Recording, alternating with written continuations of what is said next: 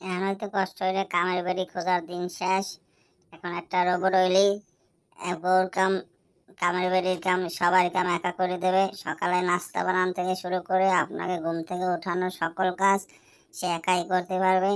শুধু বউর কাজটা সে পারবে না, যেটা আপনার দরকার। এছাড়া রান্না বান্না, ঘর গোছানো, ফাইল হাঁড়ি মাজা সব সে একাই পারবে, কাপড় ধুইতে দিতে পারবে। মোট কথা হইলো, আপনি যদি অপ্রাপ্ত বয়স্ক হন আর আপনার যদি কামের বেড়ি লাগে, তাহলে কামের বেড়ি নাই নে এরকম রোবট কিনে আনবেন, একেবারে দুন্য সকল কাম একলা করে দেবে। আর যদি প্রাপ্তবয়স্ক হন তাহলে তো বিয়ে করবেন, আর না করতে চাইলে এরকম রোবট আনবেন। রোবট ঘরে সব কাম করে দেবে কোনো অভিযোগ ছাড়া।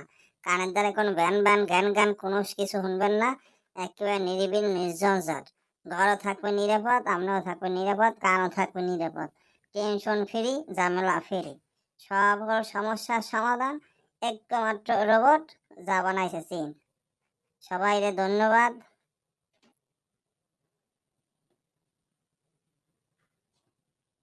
আর একখান কথা, বাথরুম যে পরিষ্কার করবে, হ্যাঁ মুইও নিজেও জানতাম না, মুই সবাই দেখলাম বাথরুম পরিষ্কার করবে। এই যে বাথরুম পরিষ্কার করে লাইতে আছে, হাত পা ধুইয়া, হেতে আবার হাতও ধোয়, ক্লিন হইতে আছে, নিজে জীবাণুমুক্ত হইতে আছে। সমস্যা হলো প্রোগ্রামে যদি কোনো সমস্যা হয় তাহলে আপনার গোষ্ঠী 19-20 হয়ে যেতে সময় লাগবে না।